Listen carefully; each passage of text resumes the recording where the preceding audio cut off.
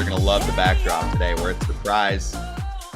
Yes, that is the location where we are today for Rangers camp. It's called Surprise, and it's where the 2023 World Series champions are joining us throughout the day. We're excited. We got some big names, okay? So we'll get to all of that. But AJ, I also want to double down and let everyone know for the first time about a special FT tonight and tomorrow night.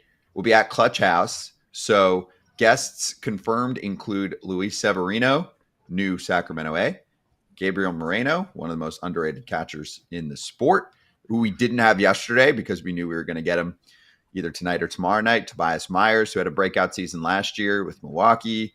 Seth Brown, veteran slugger in the bigs for a while now. Owen Casey, who should be a big deal at some point, maybe this year, if not next year, in the Cubs system right now. So anyway, we're looking forward to that. 7 o'clock Eastern. You can check it out on the FT YouTube channel. So we're excited. Alana will be joined with AJ. So AJ, have fun. Grab a cocktail for us, please, if you can, as well this evening. By the way, don't say we're going to be there, Scott, because you didn't come to Arizona. Kratz didn't come to Arizona, okay? So when you say we, say me and Alana, please. Refer to us with some respect, Scott, please. I didn't see my invitation. I didn't see my invitation. It got lost in the email. Did you check your spam folder? Maybe I'll check my spam folder. Yeah, that's what it is. Yeah, sorry. Yeah. Sorry. Kratz didn't get the invite. You know what? I was going to hop on. Yeah. We are here in Surprise. By the way, this place has grown up so much. I haven't been here since I played for the Rangers in 2013.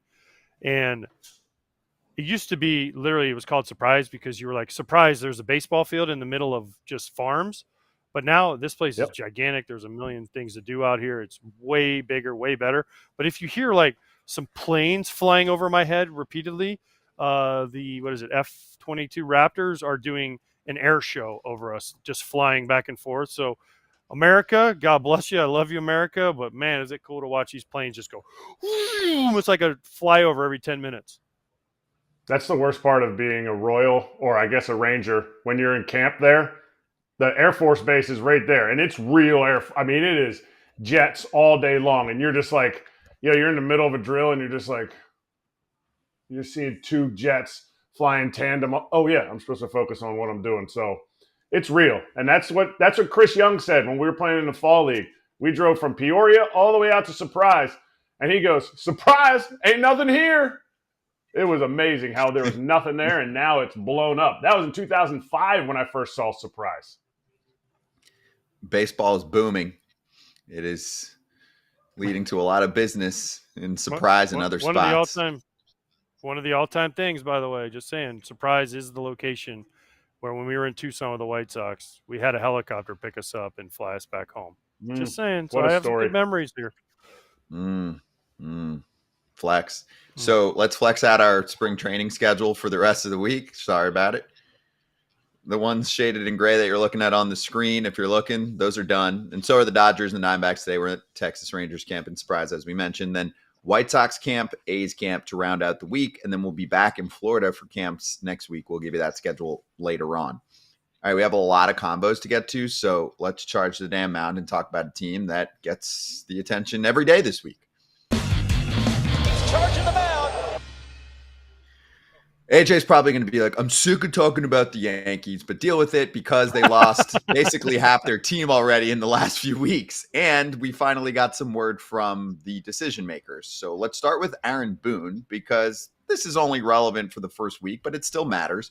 Booney said it might not line up for Max Fried to be the opening day starter just because of when Garrett Cole went down and how everyone is slotted.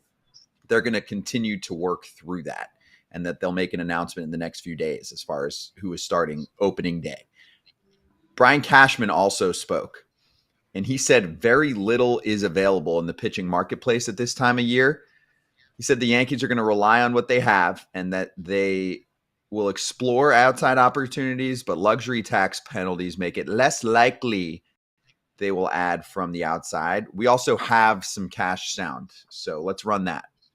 So we've taken a number of hits in the starting rotation. Certainly can't afford to take too many more.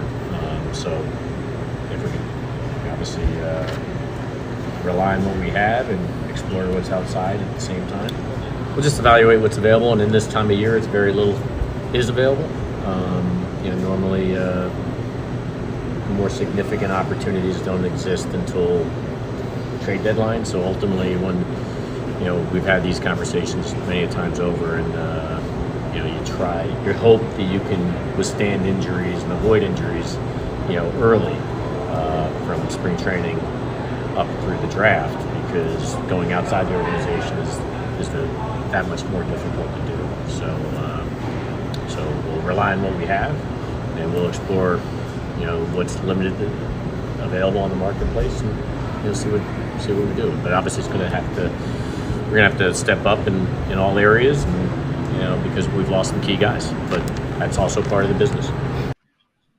So I'll do a little that's what he said quote deciphering, AJ, for everyone. Luxury tax penalties means my boss said he's turning the faucet off, and he gave me plenty of resources and goes, deal with it for the rest. In fairness, AJ, it's not like there's all these huge starters on the market for them to grab, but he might even be pointing to the fact that if they wanted to try and pull off a trade for a starter who's making double-digit millions, they don't want to do it because they'd get taxed big on the dollars, even though they also are getting a lot of money back on Garrett Cole's insurance policy. Hold up. First of all, let me ask this question, Kratz, and I want your opinion on this. Max Fried isn't lined up. All you got to do is bump him a day, or you can change his throwing rotation. So who are they going to start if no one's lined up? Who's the opening day starter then? Like, come on. They're not going to start some minor leaguer on opening day. This is the New York Yankees. Lance Lynn's available. A lot of people are available. I mean, come on. Kyle Gibson's available. They can find somebody if they want to. Don't give me that. And yes, like you said, there is insurance on Garrett Cole. Yeah, that luxury tax, though, Hal does not like that luxury tax. Whether it's paying Lance Lynn $5 million turns into $10 million, he doesn't like that, or it's the fact that that extra $5 million he's getting taxed goes to the camp that we were at last week with the Pirates, with the Brewers, with the Rays, wherever that luxury tax goes, he just is like set on not going that far over it. They're already over it. I think they're at 300 and something. So essentially, he spent the money. He broke the wallet out this offseason. He said, here's the money. You can either get Juan Soto, or you can go and get Devin Williams. You can get Max Fried. You can go and you can make these moves. So here you go. What's your choice? And to me, I thought Cashman had a great offseason. Tough spring training so far, injuries. I just think it's tough for the Yankees to even publicly say, oh, that luxury tax. There was also some stuff flying around socials in the last couple of days about how much money they made last year compared to other years. It's just a tough look when you're the Yanks and the Dodgers just spend to make sure that they're in a much better depth position than last year. That's my opinion. I know you can't just buy your way out of every single problem, but the Yankees used to be able to do that, and that's why it hurts. Well, but yeah, go ahead. We'll continue this in the break because we got Bruce Bochy getting set up, Rangers skippers. So we'll be right back.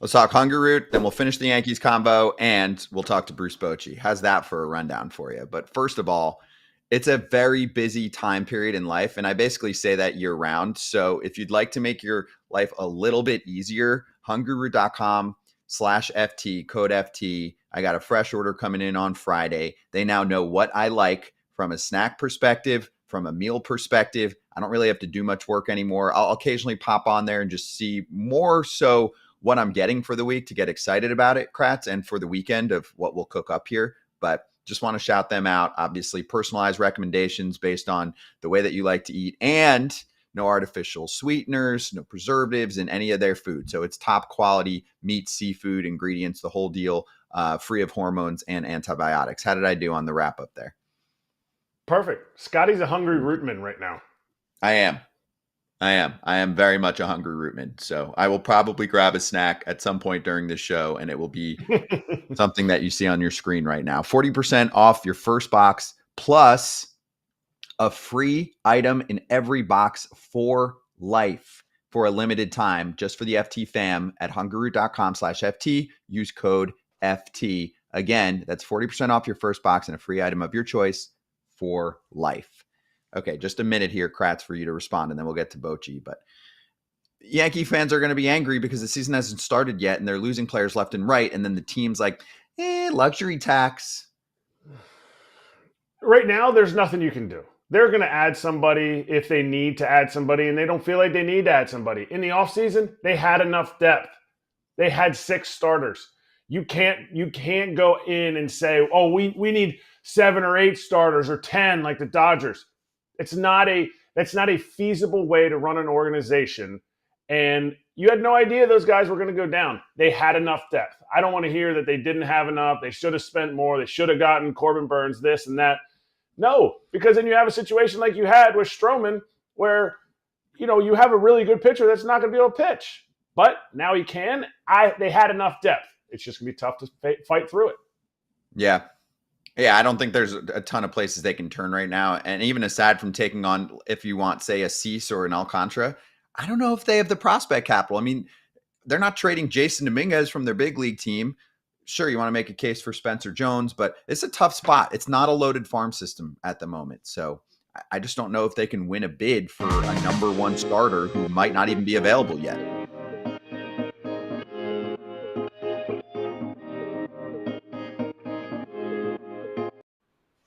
Here we go. We've got Bruce Bochy joining us, Rangers skipper, right now on Foul Territory. Boch, great to have you on. You having fun here at camp? Yeah, I am. It's always good to be here in spring training. You're at that point now. I think guys are kind of getting eager to get back to Texas and get the season going. You know how spring training goes. Pitchers and catchers get there. You're excited. And after a day of that, they want the full squad. And they show up, and now you get the games going. And halfway through that, let's go. And that's kind of where we're at right now, I think. Boch, I'm just not used to seeing you because normally when I see you, you're in your recliner. You have so if you go into Boch's office in Texas, so I'm sorry that we don't have a seat. He just sits there and he crosses his legs like this. He's got his hat and he's like, you ask him a question. He's like, oh, I don't know how we're going to get through this year. I don't know, guys. I don't know, but you guys have a good team this year. We do. We really are expecting a lot out of ourselves here to bounce back and get back to the postseason. CY's done a great job of just bringing in some resources here. Guys like Berger and Peterson. I think our offense is going to get back to where it was in 23. I love the rotation. We had a little bump in the road yesterday, but got good news on those guys. I'm talking about Malley and Bradford. We may miss Bradford for, 2-3 weeks. We don't know yet, but we don't think it's serious at all. And, we got some veterans in the bullpen that can help us out. So, yeah, we're really excited about the club. I love the vibe in camp here. It's a great group. So it's been really, really good, so far. I think we're swinging the bats well now. What did you learn about yourself last year that you didn't know? After you retired, you came back, you rode the high of the World Series, and then last year, you guys struggled as a team. What did you learn that you're like, man, I wish I had been able to fix this or that before last year? Yeah, I think I've learned that after a World Series, they might as well give me a timeout and send me off for a year here because it didn't go too well last year. But you know what? Yeah, and we did everything we could do that we thought would keep any kind of complacency from setting in or overworking guys, and we actually got off to a good start. We did get hit by injuries. I know that's an excuse, but you lose guys like Young and Carter. Yep, that's a blow to your offense. But bottom line is we didn't play as well. And it just goes to show you how hard it is to win a championship. A lot has to go right. I mean, you guys have to have their normal years, and you got to stay away from the injuries and hopefully get a surprise or two. And, those things didn't happen for us last year. So you guys should win this year, right? I think so, because you're every other year. Yeah. I mean, 10, 12, 14, and now 23, 25. You guys, we should start printing the rings now? Yeah, I'm with you on that. You know what? we got work to do. There's no getting around it. I mean, we didn't even make the postseason last year, so guys are they've been humbled, they're hungry, and they're getting after it here this spring. And before we break camp, we still have some work to do, and I'm just looking forward to seeing this offense go this year. Why? What is it about with you and every other year? Like in San Francisco, you would have thought you would have learned how to. You would have thought. Out, right? No, I'm with you. You would have thought. It's just such a weird thing to me because I lost you in 14 in the LCS, and you guys went on and won your third one there. But what is, and then Texas, you guys came back with what you thought was another good club. Obviously, injuries took place, but why is it so hard in baseball to go and do it a second year in a row? Yeah, again, it just shows you how hard it is to win a championship. But I think as much as anything, it's just the grind of winning the championship, and that's why you don't see a lot of teams bouncing back and doing it back-to-back years. You're playing to November 1st. Jonah Heim, for example, you're a catcher, and he grinded it pretty hard. And did it catch up with him? Maybe. We were concerned about that halfway through the season if I was overplaying them, or I was anyway. But really, all the guys. And there's a thing, and Corey Seager mentioned this. He said, because after they won, the first part of the season, you still have the hoopla. You still have all the excitement from the fans.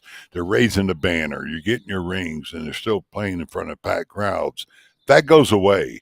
So at that point, you got to find a way to get yourself up. And so that was my concern. And like I said, we got off to a good start, and then we kind of flatlined. And we lost Dolly there for a while. I mean, he really had a tough year. This guy was doing all the damage. Corey was coming off that hernia surgery. I think he went like 2 for 40 something to start the season. So things again, they have to they have to go right for you, and your guys have to have their years, and it just didn't happen. But we talked about it a lot last year before the season. We talked about it in the first team meeting, and so we felt like we covered all the bases that we needed to cover, but we just couldn't get on track. Who do we need to see this year? Because you kept telling AJ all the time, oh, wait till you see this Wyatt Langford guy, and he'd come back on the show and talk about it. Can you hear me, Bochy? Maybe put the earpiece back in. He wants to know who we need to see this year. Because last year I said you always were, Wyatt Langford, you got to see this guy. Yeah. Who is it this year lined up for the Rangers? Well, right now Leiter's throwing the ball very well. Now, was a little bit off with his command yesterday, but he's really, I think, just grown as a pitcher. So he's a guy I think we can watch. Now, Berger's been around, but it's our first time having him. This guy, I love him. He's a baseball rat, just like Josh Young. That's all he does. He doesn't golf or anything, just wants to play baseball, and he can impact a ball. I mean, he's a big power, so I'm excited about him. Of course, Peterson, he's just doing a lot of damage. He's a winner. He's got a couple championships under his belt. So, but young guys, the guy that's probably making the most noise in camp is this Osuna. Man, he's doing everything. And, I don't know if he'll break with us, but if he doesn't, I see him at some point helping us during the season. He's a ball player, can play all 3 outfield positions.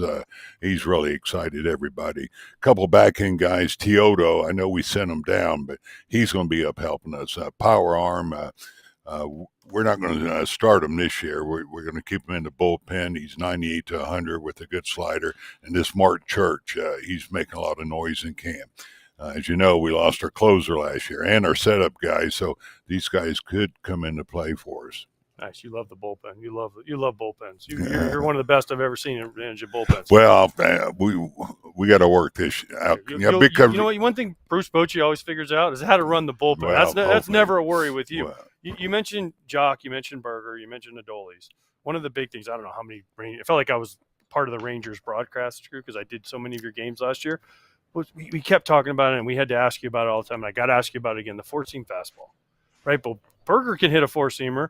Jock can hit a 4-seamer. Right. Adolis has always hit a 4-seamer. Some of these other guys that Simeon and Seager had always hit it. For some reason last year they were down. What do you do to make that better? Yeah, and it is something we have talked about quite a bit. Donnie Ecker, our hitting coach, he and I have talked about it, see why all of us, I think it's work, in the cage. I think it's looking at velocity. I think sometimes we get caught into looking for the breaking ball, and Duran, for example, I mean, in 23, he saved us. Seager went down, and all of a sudden he's not catching up with the fastball. And so we're kind of changing our routine. They have this new machine, Traject. I don't know if you've seen it. Yeah, but it's the one with the pictures. Yeah, you put the picture up there. Right? But, a lot of teams are using it, but we have it now. We're using it so we can see the velo and just try to shorten things up. I think sometimes guys get caught in the power. They get long with the swing. The high fastball, you got to lay off it. Dolly had a tough time laying off it last year. It's the hardest pitch to hit in baseball, I think, is a high velo fastball up high. And so, part of it's discipline. A lot of things come into play, but you're right. That's an area we got to get better. Almost all the teams attack us with this, with the fastball. And so I think you'll see a better fastball hitting team this year, especially with the two guys you mentioned, Berger and Peterson. Jacob deGrom's coming back for you guys this year. What's your realistic expectations for starts and innings? Well, if you talk to Jacob, I'm going to go with that. He's planning on making all his starts. So, yeah, are we going to watch him, or are we going to honor that extra day and put him on 6 days? Yeah, he looks really, really good right now. We have slow played him. We were going to pitch him tomorrow in Scottsdale, but we're supposed to get rain, so we're going to pitch him here for 3 innings. And we're probably, we're going to have him in the back end of the rotation to start the season. So when he goes in there, we have those days off. So for the first 5 starts, he'll have that extra day and just try to watch his workload because he's a key, for our success. We know it, and so we got to take care of him and try to get as many starts as we can. Now, during season, we have to skip a start or put him on the IL to miss a couple starts to keep him fresh. We'll do that. Is it more important for him to get those starts early, or you guys are expected to make a run of the postseason? You'd rather have him healthy at the end, right, than kind of the beginning? That's where the slow playing comes in. Exactly. We want him at the tail end. If we're doing what we want to do, what we need to do, we're going to need him at the back end. Yeah, for sure. You need your horses in, as you know, when you get to the postseason, and you need them fresh. And he's missed a lot of time. It's been a while since he's logged some innings, so that's kind of the thinking there. Keep them fresh, and there may be times during the year where we do skip him a couple times just to keep him going. All right, one of your ex-players is now president of baseball ops in your old place, San Francisco. Is he going to be a good president? He's going to be a great president. What are you expecting out of Buster Posey taking over? And did you think that one day he would be the front office guy? I didn't think about it or think that it would be something that may interest him. I didn't, it's not something we talked about. I always said if he wanted to manage, he'd be a heck of a manager, but I didn't see him going that route, to be honest. But now looking at it, he's going to do a great job. I think you're seeing it already. I mean, just the vibe there. I know when we saw him earlier, I think, the guys are going to love him. He's a guy that can come down there and talk baseball with him.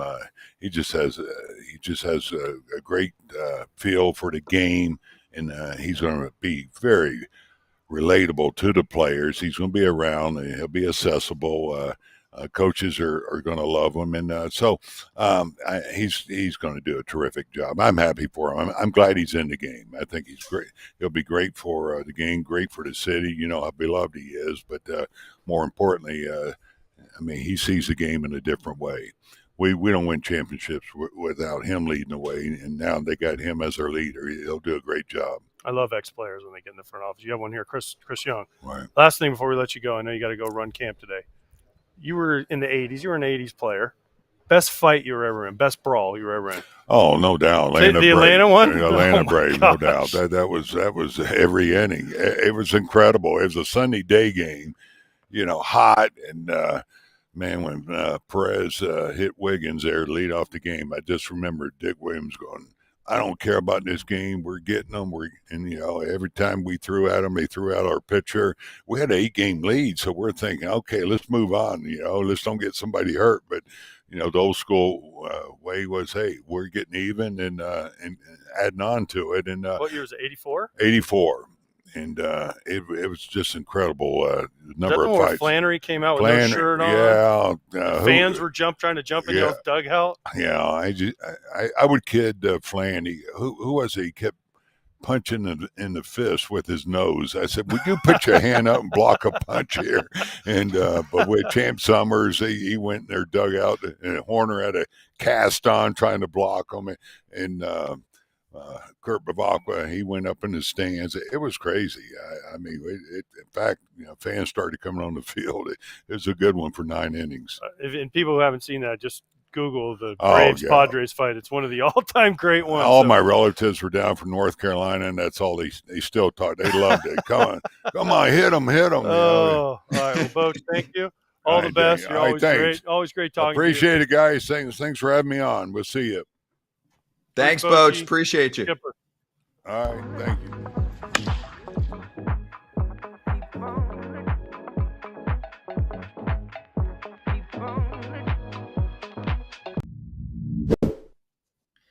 All right, we got a ton of great interviews coming up soon here on FT. We're expecting Jake Berger soon. Actually, Ken Rosenthal is joining us next. He's getting set up with AJ. So let's give some props to Arena Club.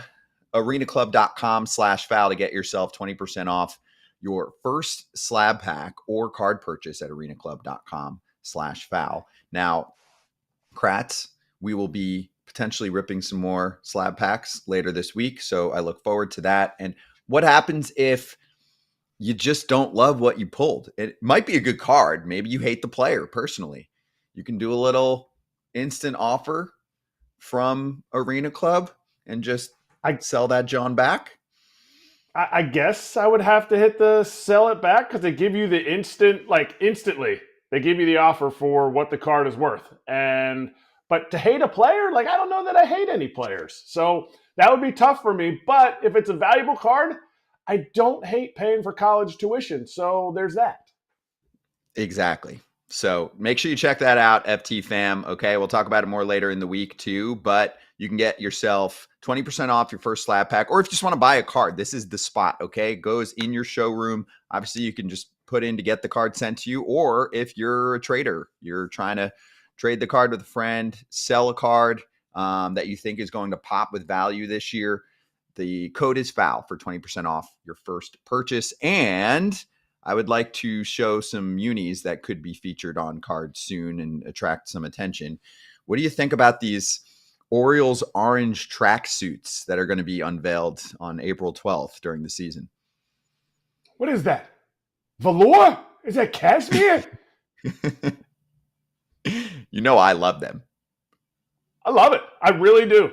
And I am not in the slow pitch softball uniform escapades that go on. I love this. For some reason, the orange that they chose, it hits. It hits for me. It pops. Yeah. I like attending music festivals. This is the kind of outfit you'd probably see worn by some people there. My thing is, we can be critical about uniforms. The world is very critical about uniforms, but these are fun. They're not being worn every day. So if you have a problem with these, I question your fun meter. I would agree. And it's unique. Nobody's rocking that much orange. And the way they do it, I'm excited to see the little flair that the players put on it too, with the cleats and how they rock that. I love it. Yep, I'm with you.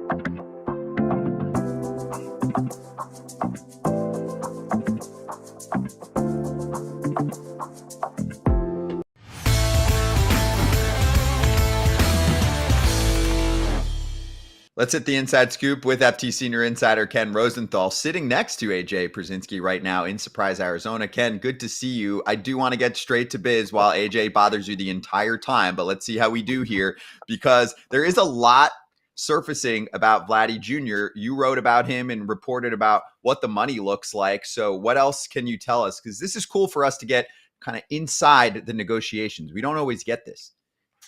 Well, first of all, the New York Post reported yesterday that the Jays' offer was in the $500 million range, but with deferrals around 400 to 450. Now, it's closer to 450, according to Sportsnet. They reported that this morning. So that's where the Jays were, 450 present value. And then I reported yesterday as well that Vlad Guerrero Jr.'s ask is 500 present day value. So the difference we're talking about, AJ, is $50 million over 14 years. That's not a lot of money. That's nothing. They can do that. Or at least they can compromise on it. So I don't know how to quite interpret all this, Scott. I would say it's not necessarily over if the Jays come back to him. Vlad Jr. has said if they come with a realistic offer before opening day, I'll listen. But it's got to be realistic in his mind. And again, the gap, based on what was reported yesterday by myself, John Heyman, Sportsnet, it just doesn't seem to be that significant. So I don't know if it gets done. It should get done. He is a homegrown player. He is a native Canadian. He was, of course, the son of Vlad Guerrero Senior, and Vlad Guerrero Senior at that time was playing for Montreal, and he wants to stay. So I just don't see the problem unless somehow the Jays don't value him properly. And if that's the case, then why'd you offer him $450 million? So it's it's been a curious situation from the very beginning, honestly, and it remains curious. I've said for days since the deadline came and passed, right, that Vlad is winning this fight because the way his team has handled it, he basically has now thrown it back. This is the second time he's thrown it back on the team. So all the pressure is on the Blue Jays right now because they have a whole country that is looking at them. And when he came out and said, I want to stay here, I want all this, and they didn't make a fair offer, and then he comes out and he gives the offer what we think, and he says, hey, if they get to 500, I'll take it. It's almost like now the Blue Jays are backed into a corner. They almost have to go there, don't they? I would agree. Teams don't necessarily think how I think or you think or the average fan thinks, but it just seems to me that this is a battle, if you want to call it that, or I should say a negotiation, that the Jays need to get done because their team going forward is in trouble without Vlad Jr. and Bo Bichette, both of whom are eligible for free agency. And they've got other free agents coming up in the next couple of years, and their farm system is weak. It's a bottom 5 farm system, I believe, by most analyses. So, to me, Vlad Jr. is a guy you build around. He's going to be 27 next year, his first free agent year. That seems to me a driving force for them, or should be, and I don't quite know what the problem is. We always hear about the organization doesn't value this player as high as he's asking. Does this feel like a front office choice to not go to the extra 50 or an ownership choice to not go to the extra 50? I would say it's a front office choice because clearly they have the money. They bid almost 700 for Soto. They bid for Ohtani last year. They are not a team that is necessarily fretting over 50 million. And their ownership, the Rogers Communications Corporation, is one of the wealthiest in the game. They have a massive, of course, company that spans throughout Canada. So I would expect that, yes, it's a front office decision. And listen, Vlad Jr. as a player, he's a really great hitter. We all know that. He also is a first baseman. We know that. Not a great defender. I would say he's not much different than Soto in some respects. Not the same kind of hitter, obviously, not as consistent, not as accomplished. But you can see where there might be some hesitation on the club's part. I understand that. At the same time, he's your guy. And if he's your guy and the going rate just went up when Juan Soto signed and you had a chance to sign Vlad Jr. for cheaper, that's on you. And again, to me, this just should get done. And I'm not quite sure why it wouldn't get done, other than the fact that their valuations seem to be different than Vlad Jr.'s. Is this Shapiro's and Ross Atkins' last chance? Because they're on the hot seat. Their contracts are up at the end of the year, correct? And so everyone's been talking about this, and they need to win, and they need to get Vlad and Bo signed. If they don't get this done, is this the straw? It's a good question. And with their situation, it's Shapiro in his last year. Atkins has 2 more. Okay, sorry. But that's pretty much where they are. And while to fans and to us, media, they might appear to be on the hot seat, the only people that matter are their bosses. And do they consider Mark Shapiro and Ross Atkins to be on the hot seat? And Mark Shapiro as team president has done some really interesting things. They've fixed the ballpark. They built this beautiful spring training site. Maybe they value that more than even on-field performance of the major league club, the infrastructure going forward. I don't know. But certainly in terms of the team's performance, they haven't won a playoff game since 2016. That at some point has to factor in. And that's where they are right now. They even let the Twins beat them in a series. Yeah, they did. Did you see Brian Cashman's comments about the luxury tax? Is that fair that the Yankees can say, with the luxury tax, it's pretty tough for us to go farther? It's fair. That's their opinion. That's how they're treating it. But if you're a Yankee fan and you're looking at this, or if you're a Yankee player and you're hearing this, you might say, what are we doing? And with Cole, they have insurance. So from a financial perspective, they're going to get some of the money back, 75% at some point. And that you would think would create some flexibility. Now, granted, cash payroll is different than luxury tax payroll. But if you're worried about the luxury tax, you're worried essentially about paying more in penalty. Well, if you have more cash available, you should be able to handle that. Now, I don't know if Brian Cashman is saying this because he doesn't really like the guys that are available, the Gibsons and the Lins. I don't know if he's saying it because he truly is in a position where ownership is not letting him add. I'm not quite sure. But he is right that the market out there is thin. You can't argue that. It is thin. But at the same time, the Yankees need help.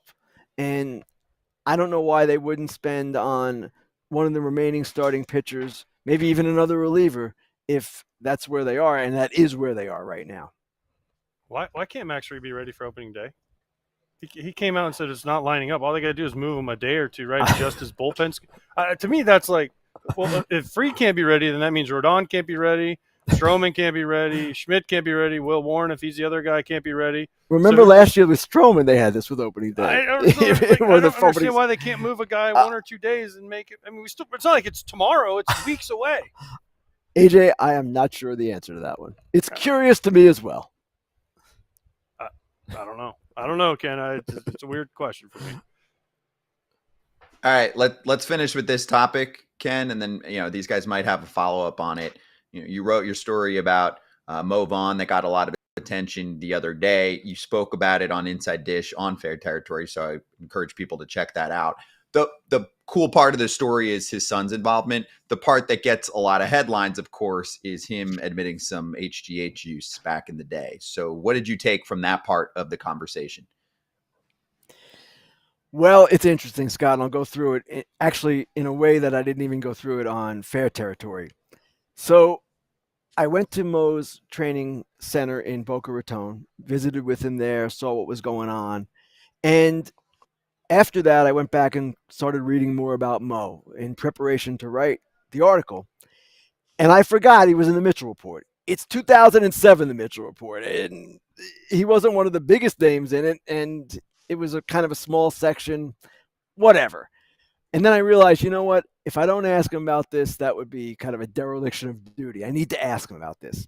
So I asked him about it within the context of the story, which was for many years he was not wanting to get involved in baseball. The game had hurt him because of the way his career ended. He had injuries and he just felt he was out of the game before he should have been due to physical reasons, not anything that any team did to him. He was just angry about what happened. So I asked him, hey, was the fact that you got named in the Mitchell Report part of where your anger came from? And he said, not at all. So then when I wrote the story, I included in the story and read it, the whole thing, the one about him and his son. And we decided that if we just leave it in the story, the entire world's going to aggregate it and we're going to be left without our own story, essentially. We're going to be kind of in a rough position. So I decided to write a separate story, knowing full well, actually we decided, I should say, our editors and me, we decided to do that, knowing full well that that would get a lot of attention and kind of bastardize the other story, which to some degree I guess happened, but I hope that people read the main story, the longer story about Mo and what he went through and how he came back to the game through his 12-year-old son. And this started a few years ago. It's kind of cool. And it's kind of cool to see a guy who has loved the game his whole life, who got frustrated and angry with the game, be brought back to it because of his son playing and him coaching. And now he has this amazing academy with 2,000 active members. They got Mike Easler coaching and Omar Moreno and all these other guys, and he's doing good things with kids. I just thought it was really cool, and that, I hope, is the biggest takeaway. Not that Mo Vaughn admitted to what was in the Mitchell report, which is not insignificant. Don't get me wrong. It's news. But the other story is what this was really all about. This game keeps dragging you back in, Ken. You can't get it. Once it's in your blood, you can't get away from it. It's crazy. Everyone's like, oh, I don't watch baseball. I don't do this. I'm going to retire. And then you talk to them a couple years later and like, oh, I've started watching again, and now I'm back into it. So it's a weird thing, as you guys know. It gets in your blood, and once it's in there, you can't get it out. So today, when I got here a little bit ago, I'm walking down the hallway, and Chris Young is having a press conference, and him and Ken are going to do, what you guys do, a private interview? It's private. Private. I wasn't allowed to listen. Here's No, you the were not. picture I got. So if anybody ever wondered what the tallest guy in baseball looks like, and then one of the shortest guys in baseball looks like standing next to each other, there's what CY and Ken look like next to each other. Now, I know AJ gets a real kick out of this, and I guess I can understand that. But here's the thing. I wasn't going to – first Scott, of all, you wanted that to be air. I told you keeping could that air for it because I personal knew use. you wanted to I was air just it. keeping it for personal use, okay? I knew he was going to be using this against me in some way at some point. So, Scott, what I would say is being short is not a new condition for me. It's not something that's just snuck up on me. So if you want to take a picture with me and Chris Young, me and Aaron Judge, me and whoever, be my guest. Also, Chris Young makes almost anyone in baseball look tiny. Okay, I'm next to Chris Young, and you're going to be like, you're a shrimp, right? And he had a quarter zip on. Exactly. Of course, he has full officially uniform. joined the fraternity. Right, full GM uniform. Well, Ken, thank you for the time. Good to see you, and good luck with AJ next to you. We'll talk to you soon. Thanks, guys. Fair Territory from Monday. Still just highly recommend you check that out. And then also tomorrow, Ken's back with Alana. They'll both be in person from camps.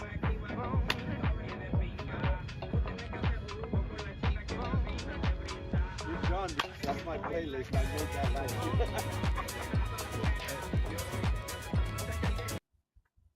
All right, here we go. We'll get some news in here for a few minutes, FT fam. So the Dodgers are going to start their season in Japan against the Chicago Cubs. Matt Shaw is on that trip, by the way, for the Cubs. He is supposed to be the guy for them this year at third base. They tried for Alex Bregman. That didn't happen. So Shaw is a good prospect, but a lot of heat on him to perform for a team that really needs to get themselves going again into playoff contention in what's a pretty down division. Anyway, for the Dodgers, we got news that Hyseong Kim, who is their new super utility dude that kind of replaced Gavin Lux, or at least they didn't have room for both of them on the roster, is actually not going to be on the big league club to start the season. So he's not going out to Japan. Kim was signed in the offseason from Korea and is looked at as a super speedy player, good contact guy, not a star by any means, didn't sign for this monster deal, Kratz, and they have the agreement that he'll start the season in Oklahoma City. I feel like that's interesting here and kind of shows how badly he wanted to join this team. I'm sure they had a conversation about this because I imagine there were some other teams that would have, not put him in that situation. For sure. Like I feel like the Dodgers would have been upfront about this.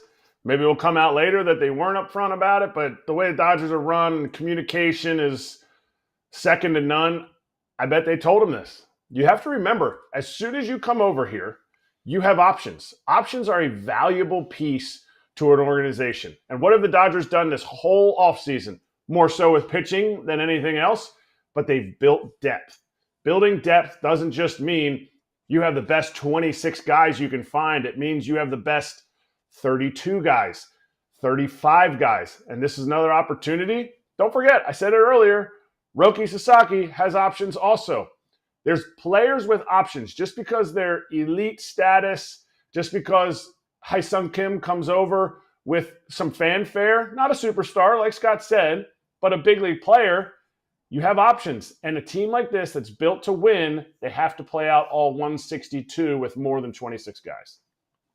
3-year, $12.5 million deal. There's club option later on too. But, he's making big league money. I mean, that's probably almost close to the average money in the big leagues, because you obviously have some guys making the world and then a lot of dudes making, high six figures. I don't know what the exact average is these days, but it's probably in the 4.5 range. No. Probably about higher.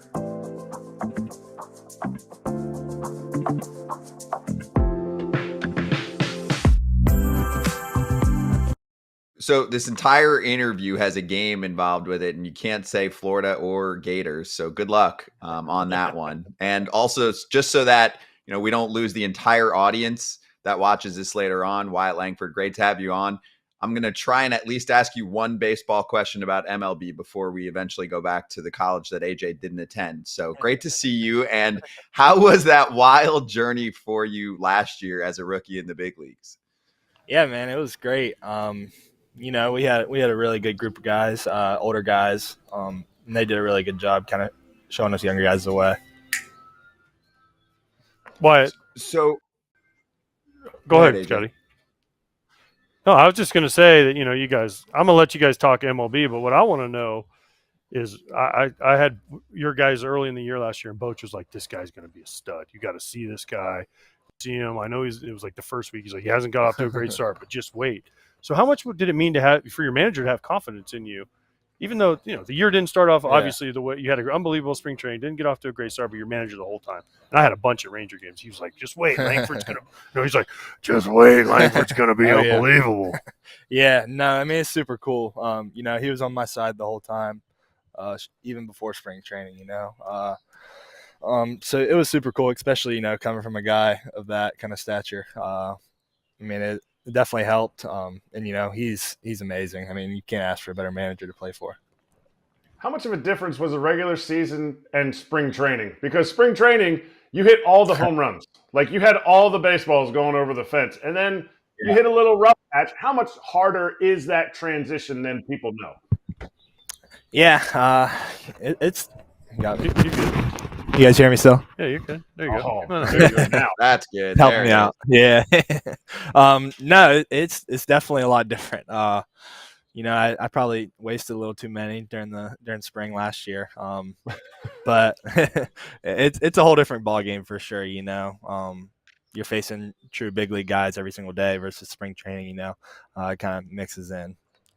Spring training doesn't count, by the way. Yeah, it does not. It does not. I know. I know you've only been kind of wasted. This is your second one now. I'm wasting them already. You want to hit one or two, right? Just so you feel good about yourself. Yeah. You know you can do it, and then you're like, all right, I'll take 50 line outs. Yeah. I'll take 50 line outs, the other 50 at bats, and move on. We're learning. Yes, you'll get there. All right, so I wanted to talk about your story. Yeah.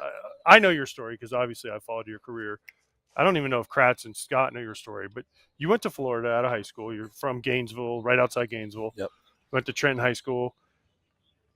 You were a catcher, and your freshman year, you had what, 2 at bats? 4 at bats. Yeah. Sorry, I undersold you. You had 4 at bats, right? And he was the bullpen catcher on the team. Yep. And the next year, you changed your body. You got stronger. Kind of, yeah.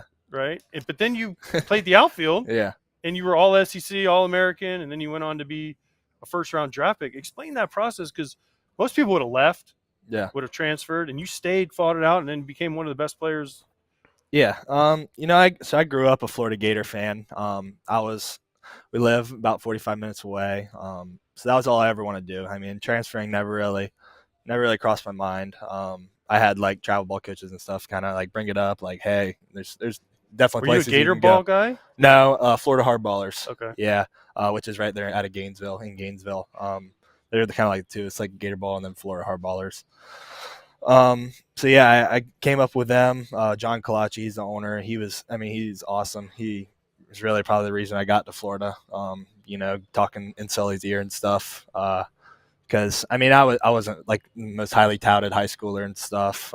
Florida was my only offer. It was the only school I talked to. But yeah, then I got there my freshman year. It was a little weird, that was the first season after COVID. So it was different. But we weren't out at the field all the time, didn't get to really spend a ton of time in front of like the coaches and everything.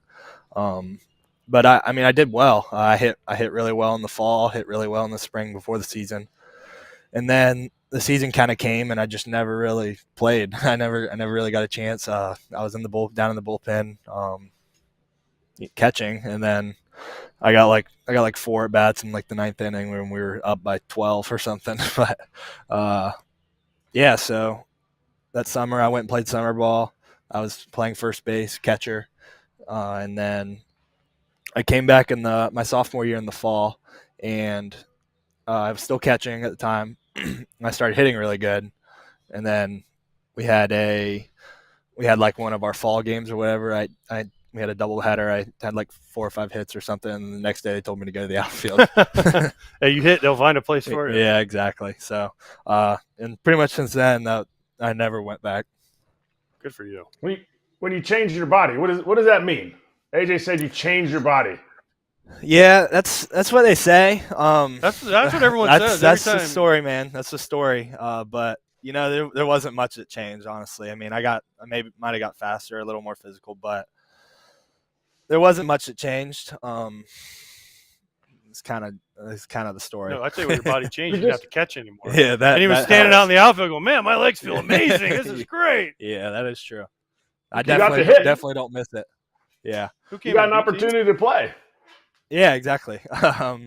He came in not my sophomore year, but wait, yeah, he did. He come in my sophomore year, I guess. But we had a couple other catchers. I was not a good catcher. Like I was not a good catcher. Like I didn't You were deserve. a good hitter. Yeah, I didn't deserve to play really. I wasn't super mad about not playing. There was definitely catchers that were better than me. Wyatt, back to the big leagues for a moment. Just what was your welcome to the big leagues moment in your mind? Whether it was something you did positively or, you know, you're facing someone and you're like, damn, I'm facing so-and-so. This is real. Yeah. It's kind of hard. Like, I feel like I didn't really have that moment, you know. Opening day, like debut, was probably as close as it got. I mean, scored the winning run, right? I have no idea. Yeah, I think I did actually. It was against the Cubs. You scored the winning run. I think I might have. I know Jonah walked it off. I was either on base or I scored. Come on, you were at your first big league game. Well, I don't remember if I scored or someone else scored, but I know I was on base. But I don't think I scored it. I think I was on first because I just hit a ground ball. But anyways, opening day, you know, we were sold out. It was first game after winning the World Series. Those guys won the World Series. So it was a huge crowd, lots of hype. That was really awesome. And then I'd probably say the other moment was when we played in Dodger Stadium. That was really cool. You know, it was not ever somewhere I was like, man, I really want to play in Dodger Stadium. But I don't know, just whenever I got there, just kind of like the feel of the stadium, you know, and the obviously their team, really good team. So that was a cool moment. There's a lot of learning in your first year in the big leagues. One of the things that we talked about on the show was how on earth did you keep it together with those 3 strike calls that Angel had on you in that one at bat? Like we've never seen it. We talked about it, never seen it. Yeah, dude, I don't know. Sometimes I'll that video pop up and I'll see it. I was like, I think it gets worse every time I see it. Some of those pitches were like this far off the plate. The last one was. It had to have been like 8 inches off the plate. Did you not say anything? I don't know. I mean, I wasn't seeing it good at the time, so that might have been part of it. But I was seeing it good enough to know that. Angel, listen, I'm not seeing the ball great, but I'm not seeing it that bad. Yeah, now. I should have said something, but I retired didn't. After that. He did. Maybe you retired him. Yeah. No. Yeah. Wait, I have a quick one on that. Did you? It's been a minute. He's not in the league anymore. Did you feel like it was some rookie hazing action, or that he legitimately was so off his game? Because from the outside perspective, it's like, here's a rookie, you know, big deal player in the league, message being sent right now. Yeah, I have no idea, honestly. I didn't really that never even really crossed my mind. I was just mad because I think it was bases loaded, like 1 out, like big situation against the Astros. And that happens. It's like, dude, that sucks. We've all been there. All right, before we go, because we have to go live on the air. Florida, can they get to the Final Four in basketball? Can they win a national championship? Oh, without a doubt. Yeah. I saw you in the front row cheering, waving the towel. No, they're freaking awesome, man. I've watched just about every game. I got them winning it. They're going to be in my winner in my brackets. That's why we get along right there, boys. Yeah, exactly. 10 times. Right.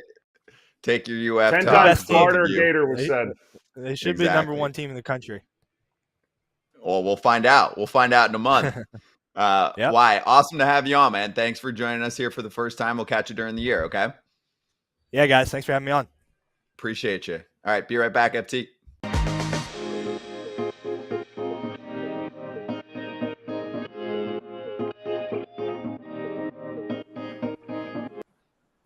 Let's mix in some spring training stuff.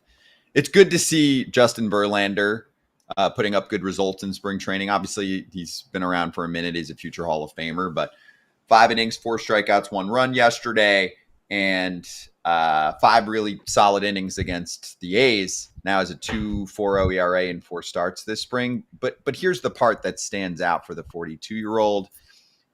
94 velo. Alden Gonzalez said he spoke to a scout who said delivery repeatable, full repertoire was on display. So, AJ, I know it's not a big deal, but he didn't have a good 2024 and, eventually wasn't on the playoff roster and just wasn't himself. So you want to see this news versus him getting torched in spring training, right? Yeah, as much as we always say spring training doesn't mean that much, it does mean more for certain things. Guys coming off injury, especially pitchers. So to see him out there 5 innings already this early in spring is a big deal. The Giants have to be pumped about that. He's not going to be a guy that can reach back and get 100, but he's got enough veteran savvy, as we like to say, and craftiness to spin the ball up there, throw a slider, throw his changeup. He's still got a curveball. So listen, if he's healthy, he can help you win games if you're a Giants fan. So this is a step in the right direction for Justin Verlander. His next start's the biggest for me. He went 5. How does he recover? How does he recover in 5 days? Because that's what they're expecting him to do. He's not just a clubhouse presence guy. He's a guy that Buster Posey came out and said publicly, we signed you to be a good pitcher. And for the Giants, they need a lot to go right for them to be a force, for them to be a playoff contender. It's a tough division. They're going to need things to go their way. Is it possible this team makes the playoffs? Absolutely. But you're going to need Justin Verlander to shine, Willy Adames to keep crushing it, even though he's making the ballpark change. Stuff like that, Kratz. So San Francisco obviously can keep up in what's, a pretty damn good division besides the Rockies. They're built to do one thing, prevent runs. Mm-hmm. They're going to have to score at some point, and I think they can with some of the young guys that are there, some of the guys that took next step, Elio Ramos, Tyler Fitzgerald, Willy Adames. To me, to prevent runs, you have to stay healthy because you need the elite pitchers on the mound that throw all those innings, giving it to the bullpen, and defense always being out there every day. That's what they have to do in San Fran. I liked this signing when they did it, so we'll see what happens. Jack Leiter next up on FT.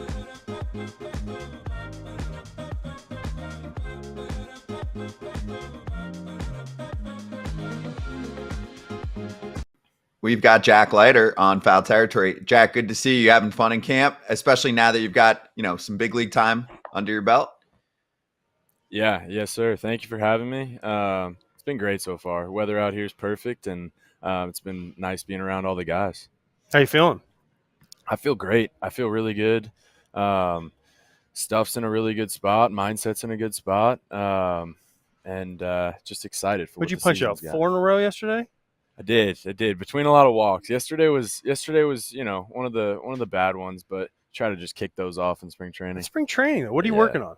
Yeah, I mean, working on this new changeup, which I'm excited about. And is it like the super cool thing, kick changeup now thing? It is. With like the weird fingers. Yeah, it's weird. But when it catches right and I throw it the right way, it's pretty nice. What do you mean when it catches right? When it catches if the wind has to be blowing a certain way? Yeah, I don't know all the science behind it, but I just trust this grip and throw a fastball. And sometimes it's kind of like a splitter. Honestly, it's hard, and sometimes it kind of cuts across, and other times it just catches. Which one do you want it to do?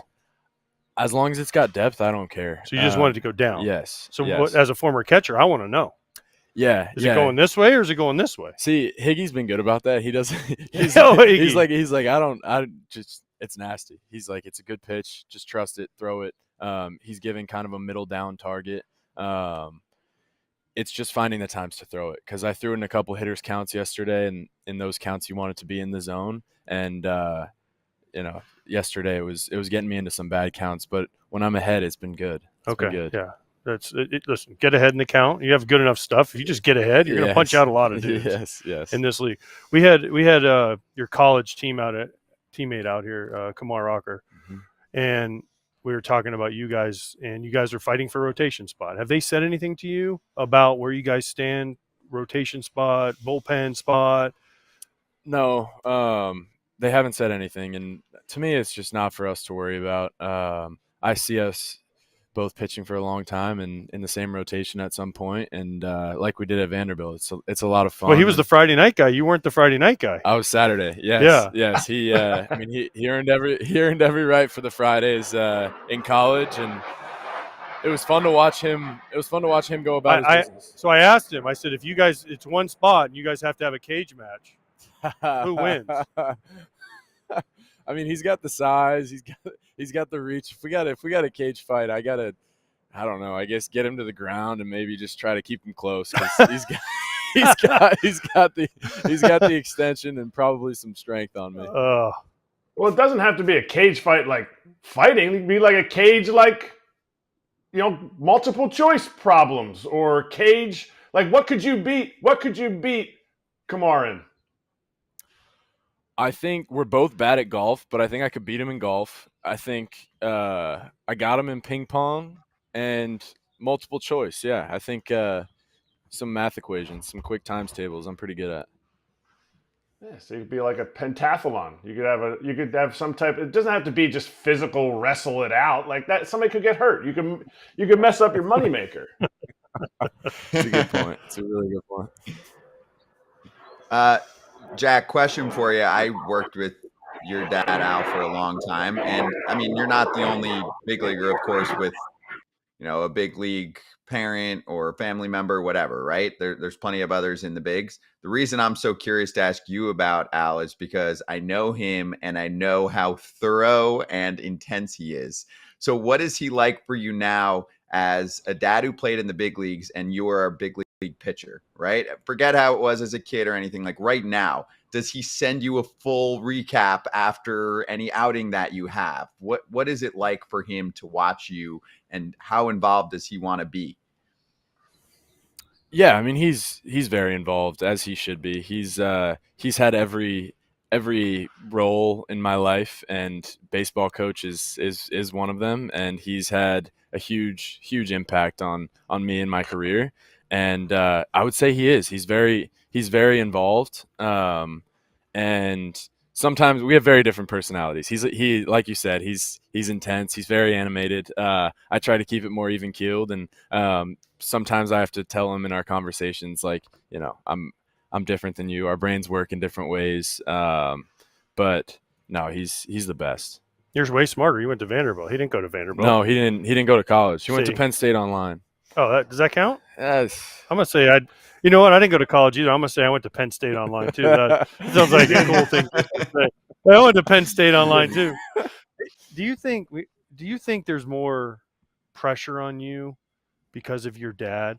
Because I have a son, and Kratz has a son that played baseball, and there are times where you not that you feel sorry for him, but you there's almost some sympathy for him, because you had Leiter on your name growing. My son has Pierzynski on his back, right? So every person's like, every parent tells their kid, oh, that's Al Leiter's son that you're facing. If you get a hit, you got to hit off Al Leiter, right? Yeah, do you feel like there's a little bit more pressure on you, especially maybe not now because now you've been in the big leagues, you pitched in the big leagues, but I'm talking like high school, then into college, and then even in the minor leagues.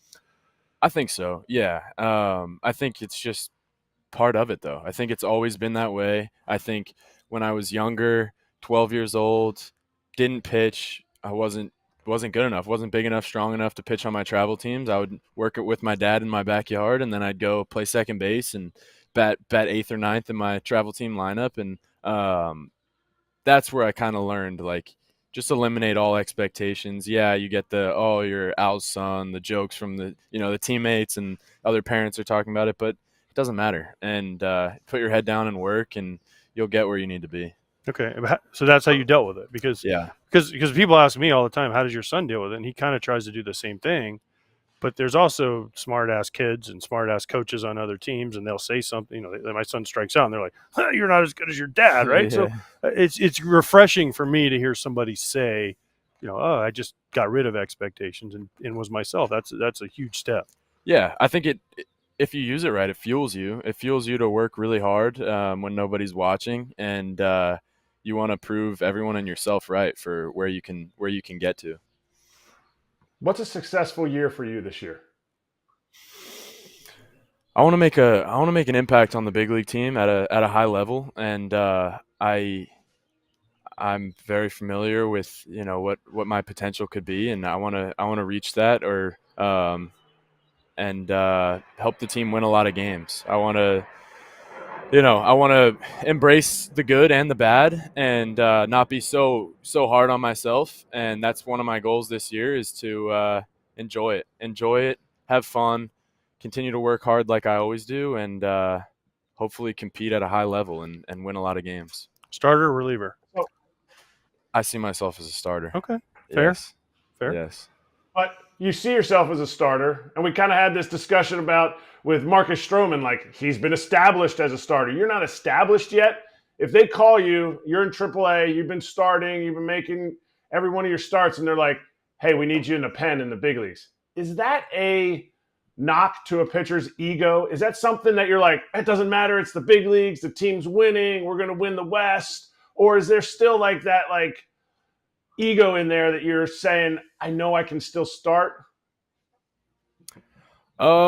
I think I'll always think I can start. I think the way my brain is wired and my routine and how much I've fallen in love with the process and the routine, I think I am a starter with my mindset. Being in the bullpen last year in September, I had to adjust. Being with guys like Chafin, Robertson, and Yates, they were very helpful in why are you doing all this stuff? You're in the bullpen now. You don't have to do all the routines are not the same. So, I mean, I'm going to attack any role that I have with everything I've got, and whatever the team thinks is best, that's what I'm going to do and try to help them win a lot of games. But yeah, it's a different routine. It's a different mindset. It's a different process, and that's all part of it. But I will always think that I'm a starter, even if, I spend years as a reliever. I'll think I can do the, Michael King, Lugo, whoever else, guys who have done the switch back. I'm a starter. You ever been starstruck? Obviously, big league kids, they're hanging around people. They're, their lockers next to Aaron Judge when their dad was in it. Have you ever been starstruck recently, or at any point in your recent life? Yeah, I mean, when I was little, it was often being in the clubhouses. My dad was just my dad, but I was a big baseball fan. So being around guys like Jeter, A-Rod, Sheffield, Cano, it was those were some starstruck moments. But recently, I wouldn't say so. I mean, we talked about Kumar. Honestly, my senior year of high school, he was, Mr.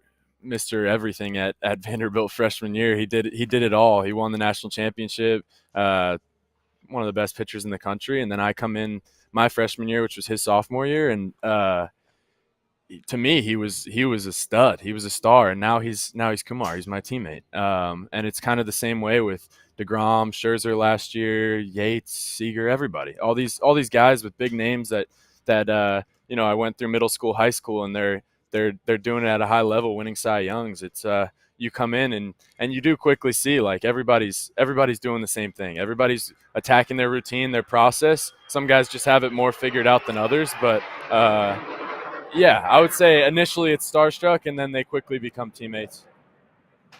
Your dad. First of all, I'm going to ask you about Kumar, because again, we've talked to him already. I want to know. He had an answer for us. If you guys were in the NIL world right now, how much would you two have made? He had an answer? He had an answer. I don't know. It seems like it's all fugazi. I don't know. Everybody's throwing out different numbers, and I've heard that there's middle relievers in the SEC making $600,000, and I've also heard that some of it's not true. So I don't know, but that would have been an interesting thing. He said you guys would have been in the millions. You two together.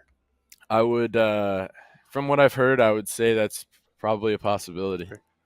How did you guys not win? in 21. My daughter goes to Mississippi State, and that's like the only thing they've ever won in the history of Mississippi State is that championship. So how did you guys not win? I mean, I know it's baseball, but I mean, you look at the team you guys had that year. How did you guys not win? I don't know. Maybe we just ran out of gas. I mean, it's baseball. It was a 3-game series. I know. We won game 1 and then kind of got our ass kicked in game 2 and game 3. It wasn't much of a game either one. But I mean, that was memorable either way. I pitched that first game and you shoved too. I remember when Mississippi State made it, they beat Texas, and there were videos of like school buses full of people in Starkville loading up to go to Omaha. And Vandy's got a great fan base, but it's a much smaller school. So we had about, maybe 2,000 people in the stands for that game, and there were 23,000 Mississippi State fans. It felt like I was at an SEC football game, and I was on the mound for it. So it was cool. You guys, Jack. I mean, elite Yeah, program, elite baseball program. You went to the highest final game and everything. I went to a small Division III school, and I still have friends on the baseball team that I keep up with, we meet with all the time. Right. Who's some dudes? Can't hear. I'll tell you. Oh, you can't hear me? Okay. Well, Keep who's going. some I'll tell dudes him what that you you said. still Keep keep in touch with? Who do you keep in touch with? From college? From college or high school? From college. Both. College. And Volpe, I'm assuming. Volpe, we had our high school USA team in 18U, which was, I mean, looking back 10 years from now is going to be something crazy. Bobby Witt, CJ Abrams, Riley Green, Dylan Cruz, Pete Crow Armstrong, Corbin Carroll, Volpe. It's and the list goes on. There was Drew Romo, like 12 big leaguers on that team as high schoolers. So some of those guys for sure. College, I mean, that was my most memorable time, and I love Vanderbilt. I go back, I work out at Vanderbilt in the off season, so I'm around the guys, and we have a good group of probably 15, 20 pro guys that work out at Vandy, and I live there in Nashville. So I try to keep in touch with a lot of people, and then obviously just high school buddies and everything else. So has your dad ever come to you, and we're letting you go after this, has your dad ever come to you and said, just throw the cutter? Because I mean, all he did was throw cutters in on righties. So has he ever just said, look, Jack, just throw the cutter to lefties every pitch, you'll be fine? He loves the cutter, of course, and I've messed around with cutters. It's a comfortable pitch, kind of just offset a four seam and throw a fastball, and I still consider that one of the pitches I have. I haven't thrown one in the game yet this spring, but I'll bring it out in catch play, throw one in a bullpen. It's just it's a comfortable pitch, and I do love the cutter. So who knows? There will be a point in my career, maybe I hit a wall with velocity and start moving the ball around a little more, sink it, cut it, and kind of do the crafty He'd be so thing. proud of you if you threw a cutter and you broke a bat. He'd be like, finally, my son has returned. Yes, he would. All right. Well, Jack, if you can hear us, appreciate the time, man. Appreciate it, guys. Thank you. And Jack Leiter, Texas you. Rangers.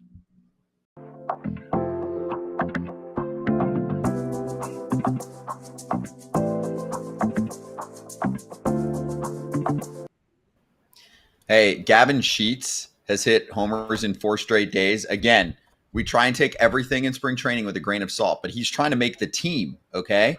Signed on a minor league contract, and he said this, I think it was after the game here. The exciting thing about getting into a new organization is you get new thoughts. Oh, he said it before his walk-off blast on Tuesday, and he said, I'm just buying in. So he's trying to make the team with the Padres and be a bench bat, AJ, and say very nicely how change of scenery can be helpful at times. Revenge game. This was his revenge game yesterday. He hit 2 homers yesterday, didn't he? Didn't he hit 2 homers yesterday and a walk-off? Revenge game in spring training. I told you White Sox to keep me. I mean, spring training. It's cool. That's cool. But, yeah, I mean, it had to mean a little something extra just because he was on the White Sox last year and then he hits a walk-off homer off of them. So I think it's cool in that respect. But other than that, I mean, it's spring training. But if he's trying to make the team, this is one way to do it. Keep hitting homers, kid. We haven't seen many position players go somewhere else from Chicago and have success. Kratz, you're so cool you came and put your microphone on, but man, rookie but mistake. it's okay. Yeah. But yes, yesterday for Sheets, he ended up with 2 homers. Yeah, he had the one in the 5th inning, and then he had the walk-off. So, Jake Berger is about to join us, I have heard. So in 1 minute. We will get to Jake. Hey, everyone. But yeah, for Gavin Sheets, obviously he was part of the White Sox for a while and just wanted to get into the change of scenery and what other teams will offer you in terms of information, in terms of the coaches that they have. We can table that and go over it at some point, because actually Jake was a part of the White Sox, then the Marlins, now probably kissing the ground that he's part of the Rangers. So we'll get to him right now on FT.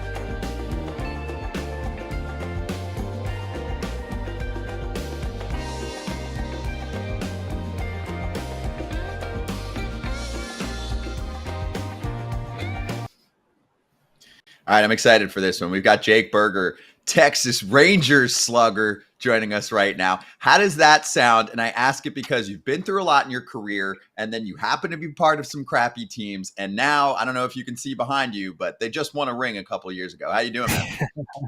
Good. Thanks for having me on. It's good to be here, and down in Surprise, back in Arizona. Spring training is always a big one. Listen, this guy, more than anything, forget the baseball stuff. He deserves a friggin' award today, because he kept coming. There's a door right over here, and he kept coming out. Every time he was coming out, there was somebody sitting in the chair, and we taped some of the interviews. So he kept coming out, and he's like, again, and then he had to go to the cage. So for him to come out and do this with us live, I mean, this dude right here, he deserves an award for being a good guy. You're a real one, Jake. Thank you for that. Sure. We appreciate it. We love watching it hit. And I mean, in all seriousness, for me, when you found out that you were traded to the Rangers, are you kind of like, I'm going to be kissing the ground because I'm going to be part of a playoff contender? I mean, last year Miami stripped its team down to parts. So I know a couple of years ago you got to play some playoff ball, and that was cool. But now you get to latch on with a team that's in it. Yeah.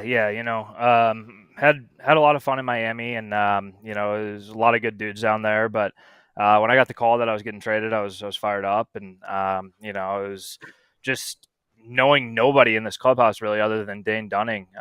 Just like everybody reaching out to me and kind of introducing themselves was incredible, and it's been an awesome clubhouse and just a really good vibe, really good energy all camp.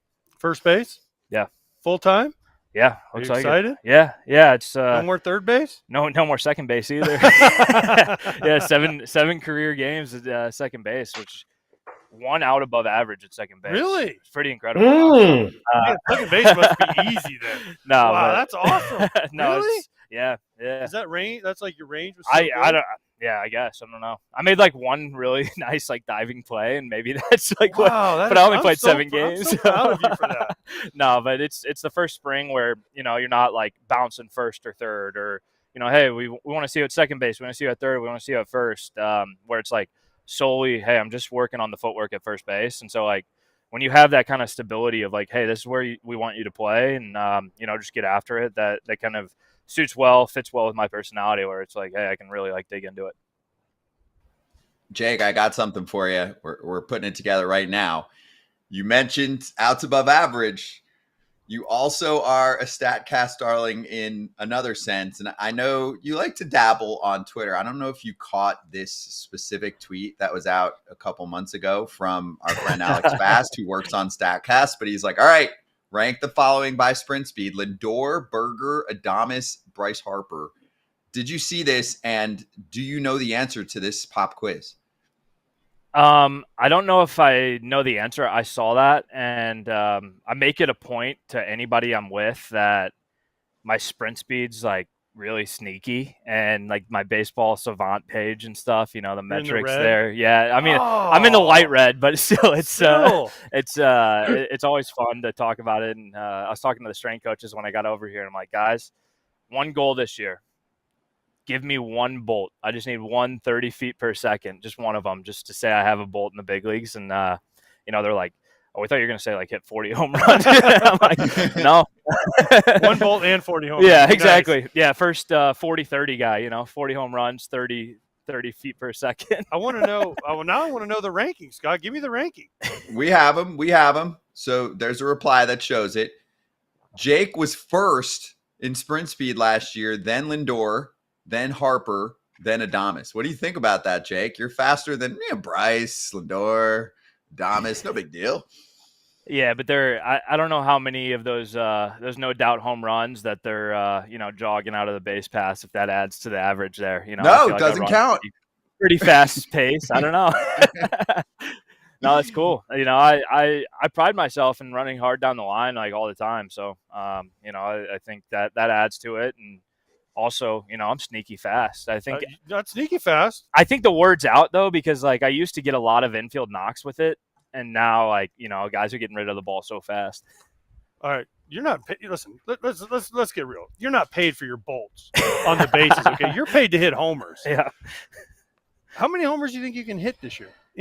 Globe Life is large, but you came from Miami, which was large. It's a better, metrically speaking, like stadium, right? Have they sat you down here at Rangers camp and said, no, we put all your fly balls, and you would have hit 3 more homers last year? No, nothing like that. But I think for me and my wife kind of has a goal of 50 for me. So that's kind of I don't know. She's going to be disappointed if I hit 49. So I feel like it's kind of high up there. But I think if I'm who I am and not getting outside myself, I feel like sky's the limit in terms of power and how I put the ball in the air. Just hit less ground balls and see what happens. What does your wife's disappointment look like? Like, does she give you like a disappointing face, or does she like oh yeah stop certain things? No, it's a disappointing face. She it's funny. It's like when I have like a really good game, she's like, look, it's like baseball's not that hard. See, you made it look easy today. And so anytime, but she understands how hard it is, but she's still going to be disappointed if I don't get the 50 this year. All right. What are they going to call the homers? I don't know. So we have a list here. Yeah. Burger bombs, Whoppers. Yeah. Hamburgers, smash burgers. I like smash burger. You're in Texas. Yeah. So what about what a burger? What a burger. Yeah. What a homer? Yeah. What a homer. I like it. I mean, we could work on an endorsement. Yeah, deal for you. I know, right? Especially in Texas. I mean, what a burger! Everybody loves them and loves them in Texas. I know. It's I don't know. I feel like everybody comes up with a creative thing like every year that like they ride with. Smash Burger was kind of like 23 last year. Was kind of like Whopper because Burger King was in Miami and stuff. So we'll see. Maybe playoff Whataburger. I'm not sure. What about I'm laughing because Whataburger. Whataburger's good. I like Whataburger. Sorry, I can't help but laugh because it's cool that you have obviously your name plays off into your home runs. This team last year struggled to hit four-seam fastballs. Well, they bring you and Jock in. You guys mashed those balls. What are you going to tell the other guys? Like, man, it's not that hard to hit these four-seamers, boys. Well, if they can teach me how to hit some sinkers, I think it'd be a good trade. No, it's I don't know. I think growing up for me, like my dad always threw really firm BP, so I feel like it's just been kind of like part of my swing since, I don't know, 7 or 8 years old. Josh Young gave you a gift for your daughter recovering from her surgery. Where's that gift and a reach out from a new teammate like that? Where does that rank in gifts that you've been given recent or in your life? It's way up there. I think it's probably close to the top, if not the top. And I sent it back to Nashville for Penelope, and it was really cool just because obviously there's turbulent times, my daughter having surgery, and the organization, like top to bottom, has been incredible with it. And obviously allowed me to go home and said, take your time. I wanted to get back on the field, and we felt like it was a good time for me to leave. She was feeling good and recovering. And then I get back, and we have a hitters meeting, and they give me that blanket. And for my wife and I, it was unbelievably special that guys that I'd just met 2 weeks prior, 3 weeks prior, like kind of rallying around us and obviously that's the thing everybody sees, but like the phone calls and the texts during the OR day, where we're sitting in a waiting room was incredible. All the guys reaching out, asking how it's going, asking if they can get us anything, and it's just CY being who he is, and just like always asking and always checking in and giving us the time we need. It was incredible, and you feel the love and kind of the family, and I think that's what this organization's about, and that's like the energy you feel day in and day out when you're in this clubhouse. Your daughter's doing well, though. Let's make sure that we tell people that everything is on track, and she's doing well. She's she good. Had open heart surgery. Yeah, she's good. Yeah, she had a checkup a couple days ago, and it looks like she's going to be able to fly down to opening day. So that's amazing. Didn't you hit a home run with her hospital? That's pretty awesome. That's like, say what you want about spring training home runs. That's probably the most special home run I've hit in my career, just because of the magnitude of it for me and our family. And I still have that band. I'm gonna bring it with me everywhere I'm at, because if she can battle through that, I can battle through a slow start or a slow series or whatever it may be. It's like she's a warrior and my wife's a warrior. That this is a child's game, and go out there and just have fun. What is there anybody? I mean, we're on national TV all the time. Is there any doctor or anybody you want to give a shout out to, a thank you? Yeah. I mean, obviously we want to thank your wife, Ashlyn, for everything she's done and everything you guys have been through. But is there a doctor or someone that you want to shout out, or a hospital or whatever? Yeah, I mean, thank you. Like the team at Vanderbilt in Nashville was incredible. Dr. Leiter and Kumar get you in there? They hooked me up. Okay, good. Thank goodness. No, but Dr. Mary did the surgery. He was incredible, like just awesome, down to earth. And Dr. Moore was our cardiologist there. And just like the daily basis, and there's so many people you can name. The night nurses there, and the NICU nurses. There's just like across the board, just amazing people. And I don't envy what those people do on a daily basis, because you see a lot of heartbreak and you see a lot of really hard times for families, and being able to come with a positive energy every single day is nothing but amazing. So I appreciate that Vanderbilt team a lot. Thankful for your health, thankful for you being a Texas Ranger. Before I let you go, I gotta ask this question. Vinny Pasquantino this offseason tweeted about you swung at 23 straight pitches. Now, as somebody that swung at everything they threw up there, including the rosin bag, like they threw a pitcher would throw the ball in, and I'm trying to swing at that. How the heck do you swing at 23 straight pitches? I don't know. And me and Vinny have talked about it like since it happened a lot, and it's like I don't even know what was going on. Like I was kind of unconscious, because like. Were you hot or cold? Yeah, I was hot. I was like 6 for 10 with like 3 homers. Like the 3 singles I hit were like over 110, and I was like smashing. And I'll never forget, I was in the cage. I was DHing one of the days, and we were playing Cleveland, and Sandlin came in, the subby, and I looked at Gavin Sheets, and I go, he's either going to throw a sinker middle end, and I'm going to hit it for a homer, or I'm going to swing at 3 pitches in the other box, because he's going to flip that slider in there. I'm going to swing at all 3 of them. And he threw all 3 sliders. So I struck out like 3 times during that time too. But no, it was kind of unconscious. Like I kind of wish I could repeat it. And I don't know if it's like a full, like you got to be in Cooperstown for something. And I feel like that, maybe awesome. That'll By the way, Sheets 2 homers under his revenge game against the White Sox. I know. I texted him last night, and he's doing good over in San Diego. He's doing well. He's doing well. This was awesome, man. Really great to catch up, and glad to hear, obviously, everything's going okay fam-wise, and we'll catch you during the season for sure, okay? Yeah, thanks for having me on, guys. Appreciate you. Jake Berger with us, Texas Rangers. More from Surprise coming up, including Corey Seager and Kumar Rocker.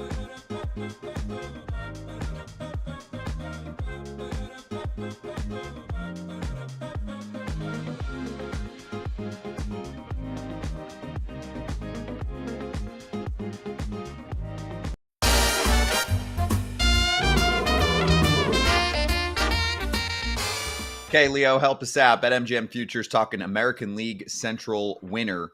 Minnesota, Detroit, Kansas City, and Cleveland are all very bunched together between plus 220 and plus 300. And obviously, we're not going to spend time on the White Sox here. But, Kratz, where do you find value? For me, when you're looking at this division, you're really just looking to see which team you legit think has a chance to take this division. It's not much of a value play. Everyone's in a pretty similar range here. I mean, you might look a little lower and say, hey, does KC follow through, get on base a little bit more, and have another strong season from Bobby Witt, and that turns into something? Does Cleveland win the division again? And are they being overlooked for the pitching they bring to the table? The only one I'm definitely steering clear from is Minnesota, based on the finish they had, based on their stars being injury prone, based on not doing anything. And the vibes in my mind probably aren't high from picking anyone up. I know they're a good team, but it's just hard for me to look at the team that's favored at plus 220 and throw money down there. Yeah, but the plus 220 isn't that far off from Cleveland at plus 300. So they're all right in the same realm. And for me, what are you buying? Are you buying the Twins second half, the Tigers second half, or Cleveland's historic pitching season? So there's a lot of inconsistencies there. To me, the team that wasn't inconsistent is at plus 275 in the Royals. So I feel like they were the same team all year, and I think that's where I'm going to push my money to. AJ, it's almost like you played for KC. What do you think? We got like 20 seconds, but any value play there? Yeah, exactly. Homer much. Sorry, I'm not going to lie. I didn't see the board, so I apologize. You're in surprise. Basically, let's just put it this way, AJ, and I know we'll do predictions when we get closer to the start of the season, but who do you think is winning the AL Central? Because that's where the value is. Just who do you think is going to win the division? A team not named the White Sox. Okay. Thank you. I think really helped us out. I'm assuming the value is the Tigers or the Royals. I'm gonna go. Actually, you know what? I think the value's in the Guardians, because I don't see them. I can't. The problem is I can't really see the monitor. There's a light in front of it. So, but I'm gonna say the Guardians. I don't know what the numbers are, but I think it would be them. Yeah, that was the best analysis we've had all year. They're plus 300, so they are pegged to be fourth. I'll give you that. Here's the hockey offer. You're looking at it. Cash back for not just for second goal scorers. Learn more about it at betmgm.com or on the app. Gambling problem or concern, call 1-800-GAMBLER. We're coming back with multiple interviews. Corey Seager, but first, Kumar Rocker.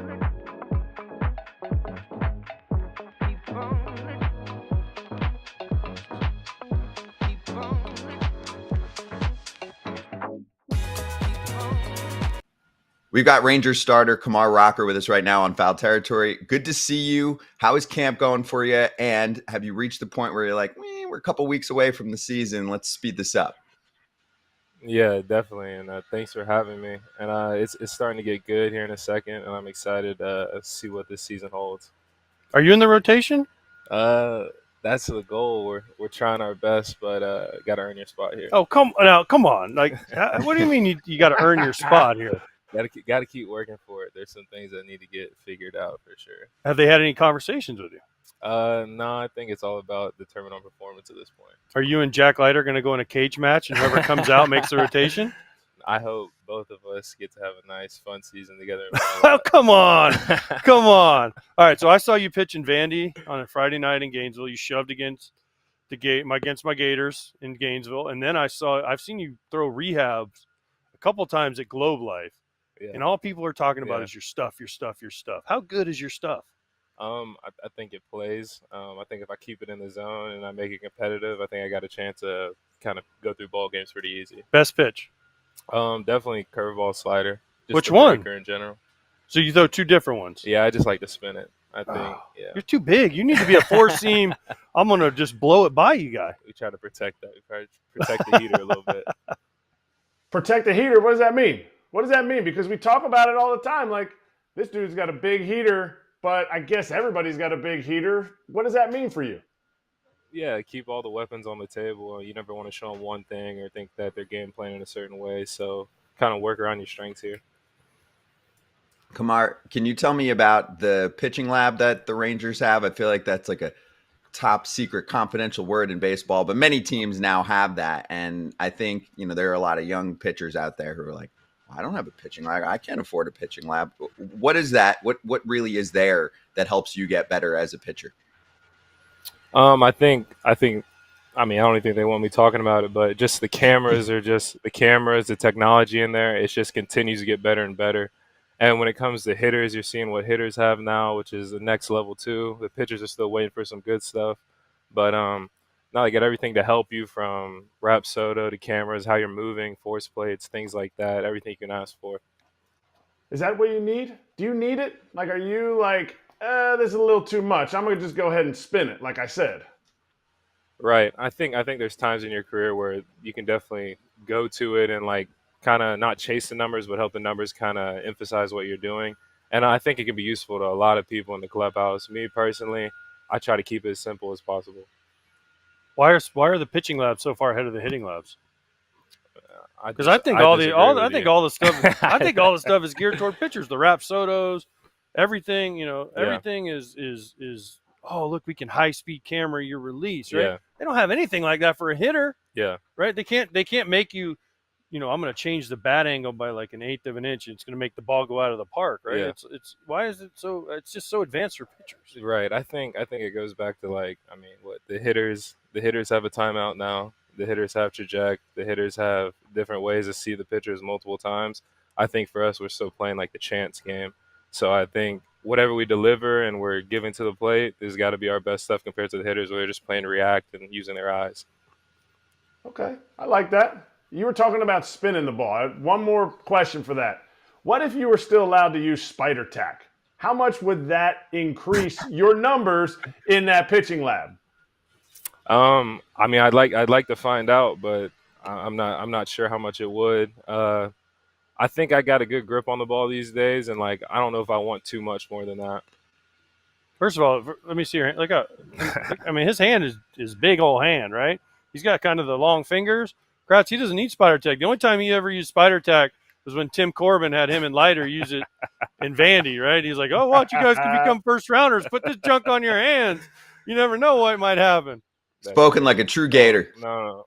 That's a Gator right there. All right, I want to know because I've been to Nashville a bunch of times. Yeah. What's it like going to Vanderbilt? I mean, you guys had the whole Vandy boy thing going. For sure. I think the biggest difference when you look at college sports is the main team on there. I guess you could use Duke for an example, the basketball team. When it comes to baseball, Vanderbilt's a team. You're not necessarily sharing a weight room. Everything's kind of catered towards y'all, and fans come up and they expect you to win. And I think that's one of the best parts about going to Vanderbilt. And then the city, of course. The city, hello. Some Broadway. people like it, some people don't. But, man, the honky tonk live music, I like. Good for you. Listen, the thing about Vandy is my son is a senior in high school. He's done the whole travel ball circuit. Every team had the whatever color the green or olive. Yeah, the Sunday. Army. They had every team has one of those. Every team has, there's a high school in Orlando that's the Windy Boys because they want to be Vandy Boys. Yeah. I mean, you guys kind of revolutionized the uniform game, the nickname game, and everyone was looking at you guys. And then you went out and won, which obviously was the best part. And I think winning just makes it better. But when I was getting recruited, I love colors of teams and things like that, and uniforms definitely drew me in there.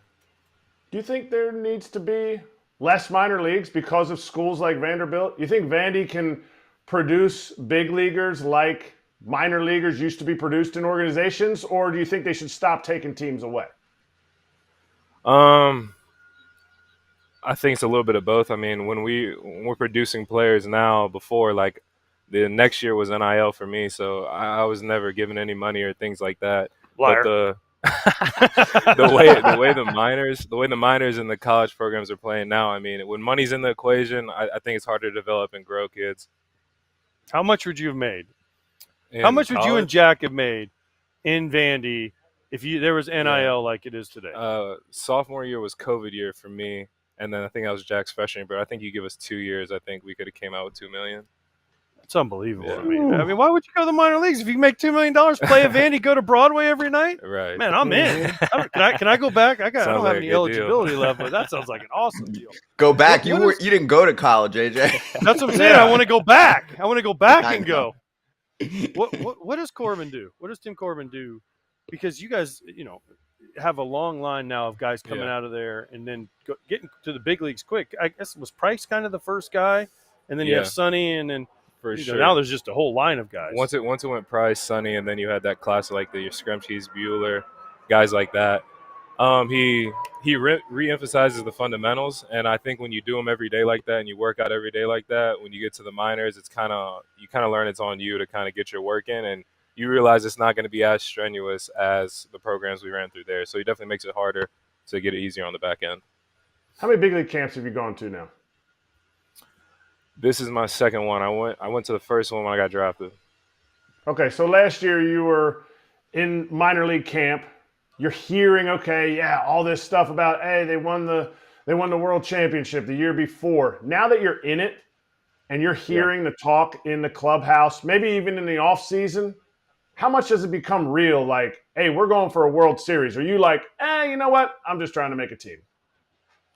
No, I think it's very real. I think anytime you have a chance to win and the guys in the clubhouse believe that, it makes the environment a lot more fun because you're going out there and playing for something. But I'll never forget rehabbing TJ and then watching them go through their playoff run and just being able to sit on the couch, and it's somewhere you don't want to be again. Who's your guy here? DeGrom? Is DeGrom your guy? I love watching DeGrom.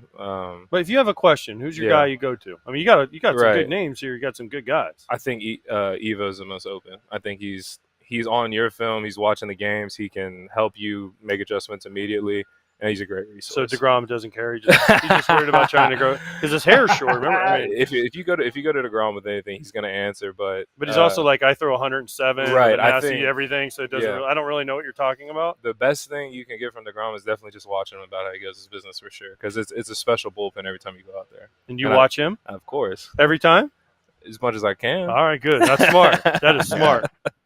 People would pay to watch that bullpen. So that's it.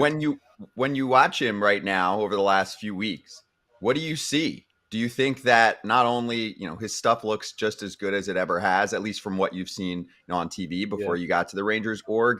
And I know it's always been, especially in recent times, a struggle for him to stay on the field consistently. And he's been very open about that. Do you think that, he's going to be able to be his durable self from back earlier in his career? 100%. And I think it goes into the work he's put in and definitely his attitude, like just being in a good mood, getting off of rehab and wanting to be out there with the guys. I think that goes a long way in someone's career, just positive thinking in general. Now, before we let you go, I have to ask this because your dad didn't play baseball. Right. Why'd you pick baseball? Because you're big enough to play football. Yeah. So why baseball and not football? Baseball was challenging at the time in high school, and then football was easy. It was getting easy. Oh wow! Yeah, it was getting easy to that point, and I had to become a little bit more physical, and definitely wasn't tough enough at the time. But I think my dad's name would have got me into some situations like that where I had a chance to shine. But baseball was my challenge. I enjoyed it more, and then a round ball, round bat. It's hard to beat that game. Could you hit? See, I would start off hot. I'm talking hot like 485, 500, and then by the end of the season, I'm just really? That's it, yeah. But not a lot of I had power. I didn't really know how to get it out. It was like right field, center. Didn't really pull the ball well.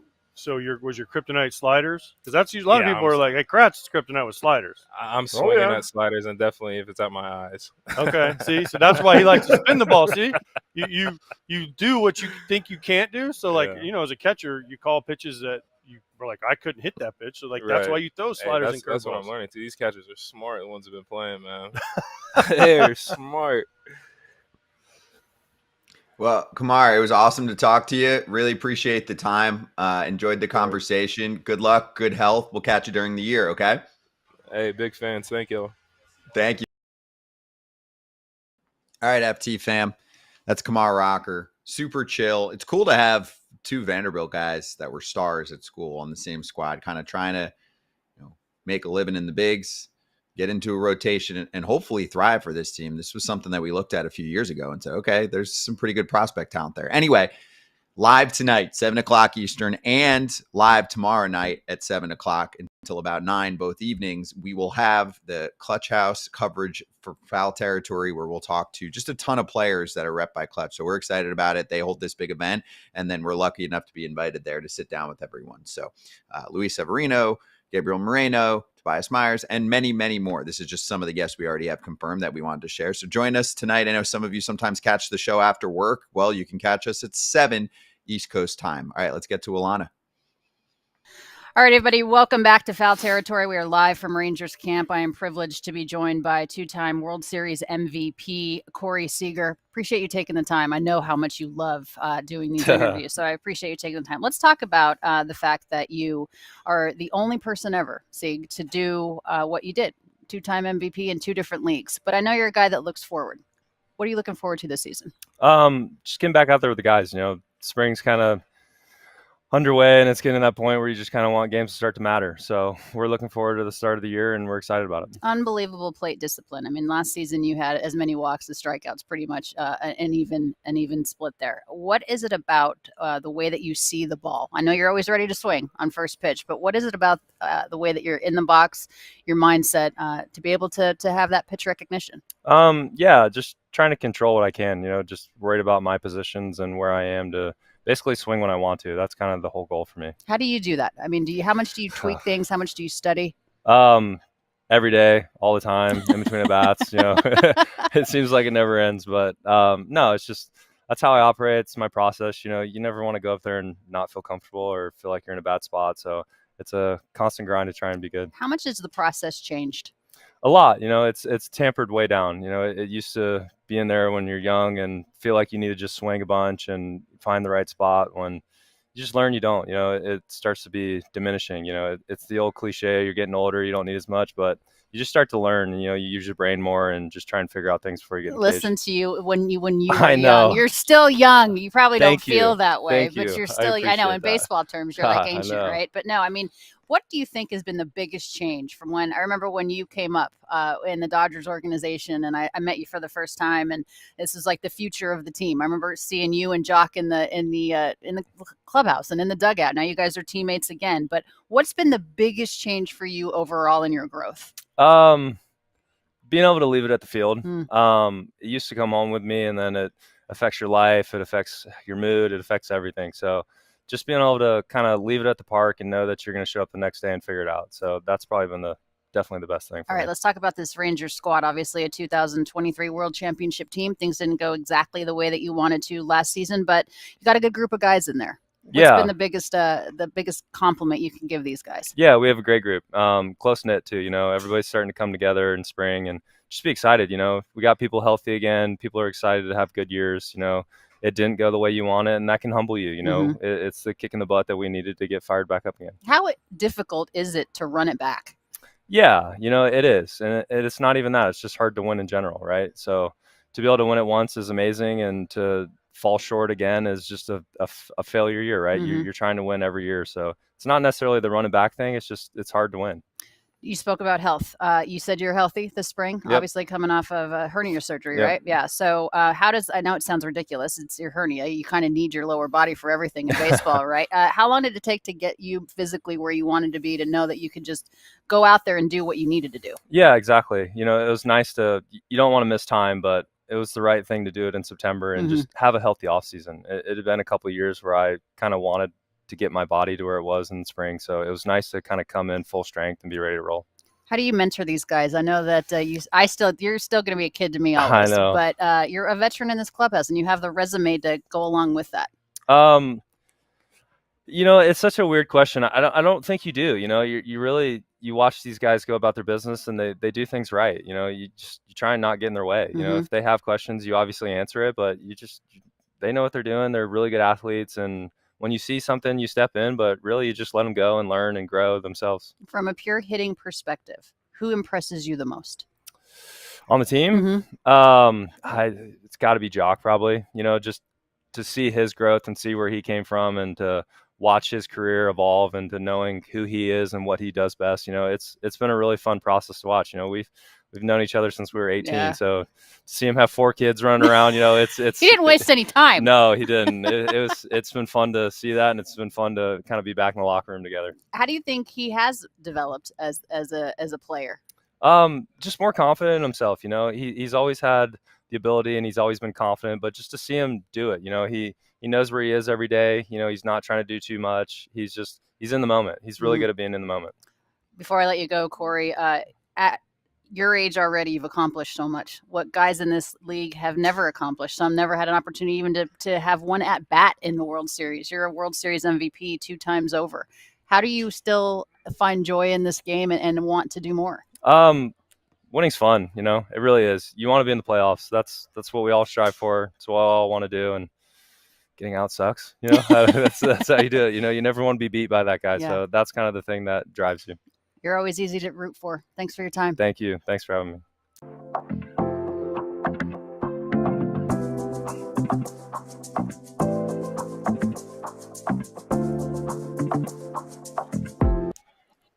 All right, here we are. We got slap hands still to go. I'm going to read a comment from KT in the YouTube chat. The YouTube live chat is awesome. We love you. It got a little hairy for a little bit, so we had to put someone in timeout. It happens. Anyway, KT, who we met in Texas last year at the All-Star game and swung by to watch the show live, said great stuff. Props to the whole YouTube or FT fam for getting these interviews with these players, specifically because most Rangers from today aren't super social and open. Fave spring episode so far. I mean, AJ, you're there, and it's easy for someone like you to have a combo with those guys. But yeah, it's not the most loud team out there. They've got some louder guys coming in. Jake Berger's a good speaker, and Jock Peterson's pretty loud, who hopefully we can get at some point. But a lot of the guys they have right now, Seager, Semien, pretty quiet. Even the starters we spoke to, Rocker, Leiter, obviously, has been around his dad, so you're naturally going to talk a lot. Al was a big talker. But anyway, pretty quiet team, and it's cool to get them to open up. No, it's great. I just told Mark, our producer, that I just love being here and doing these spring trainings because it's so much fun to talk to these guys live and get FaceTime with these guys because it's hard. It's hard to get these guys to open up. And so for them to come out here and do it, Berger, Leiter, Kumar, Bochy, who we hadn't had on until today. I mean, it is just awesome. Corey Seager, thank you for doing that. And just to walk into these clubhouses and see the vibe, feel how excited these guys are. It's special, man. It's special. I know, EK, you got to do it for a couple days, and you got to see how cool it is just to come down here and walk into the camps, walk into the clubhouses. So thank you to all the PR teams, all the people behind the scenes that people don't even get to see. And we still have, 6 more of these? Is that right? Yeah. 6 more? 7 more? I think that sounds right. There's more to come. There's more to come. Mm-hmm. There's just more to come, and it's awesome. I think this is a players. We want this to be a players show. We're ex-players, so we can talk to them about things that we knew. But it's been a long time since AJ's put on a uniform in the big leagues. It's been a long time since I've put on a uniform in the big leagues. And for these guys to give up 10 minutes of their day to come out, I think it's awesome, but I think it also hopefully fans can connect with it because there's something unique about each person that fans can connect with, and being there in person is one way we can do it. Yeah, and we try to get as many players on the show all year as possible, right? We tell teams when we talk to either their PR staff or to an agency, hey, like we want to, of course, get the big names. They get requested all the time, but we also want to talk to the 26th man on the roster. Sometimes he's the most interesting conversation.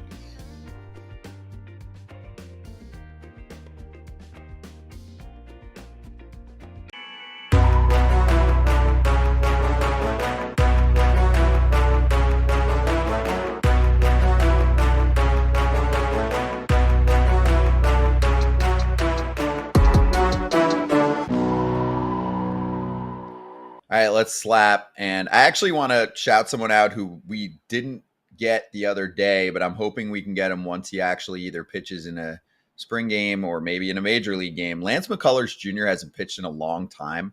Apparently, he is scheduled to pitch in a Grapefruit League game next week, which would be a huge step for him. Of course, you got to make sure everything goes okay. It's still a road to get back to a major league regular season mound. The reason I bring it up, AJ, is he was a big part of that team for several years, and then I feel like he gets too much hate online. I mean, there's plenty of dudes that have put in so much good work, and then fans quickly forget once they go through injuries. Mike Trout has gone through that lately with national media. Even Scherzer's gotten that a little bit. I'm like, dude, he's in his upper 30s. Give the guy a break. So anyway, I just wanted to point out some guys that are working their way back, and McCullers is one of them. Oh, wait, we don't hear you, AJ. Give us a sec. We'll work on you. But Kratz? AJ hit the mute button. Lance McCullers, though, doesn't hit the mute button. And I think maybe some people hate on that. Like, he's very upfront. He's very he's not afraid to say what he thinks.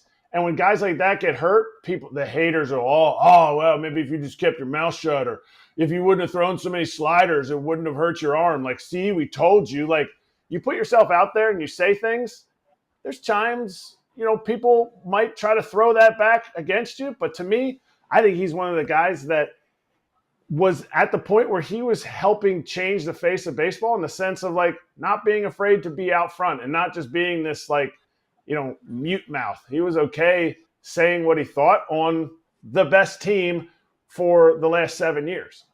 Yep. Let's do Kratz hats and see if AJ's back while you're doing it. AJ, you can criticize Kratz hats. I have a foul territory hat on. I like that hat. Yep. I like that that's hat. nice. It looks good. The baby blues for the Rangers, it fits. I like that hat. It looks good.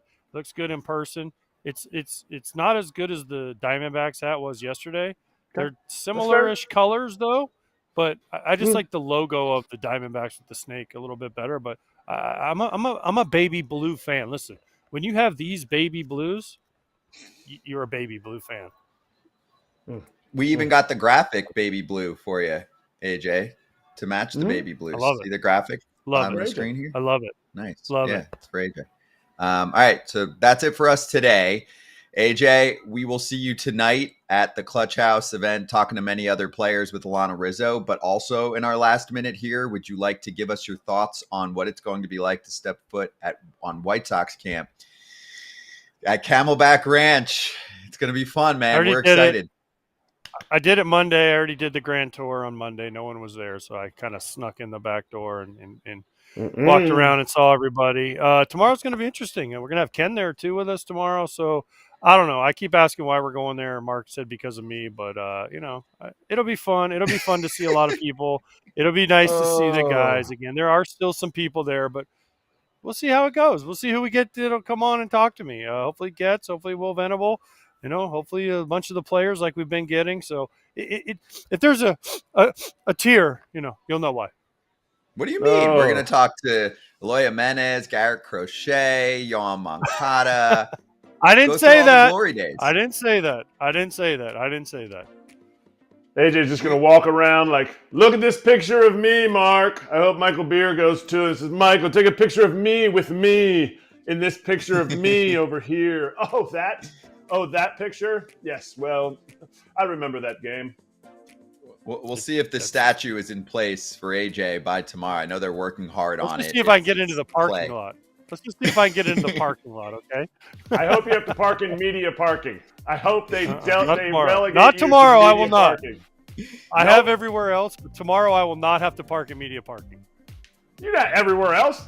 Orioles camp, you strolled right into the players' lot. I saw Adley Rutschman had to park outside on the street. He strolls in with his car right into the clubhouse.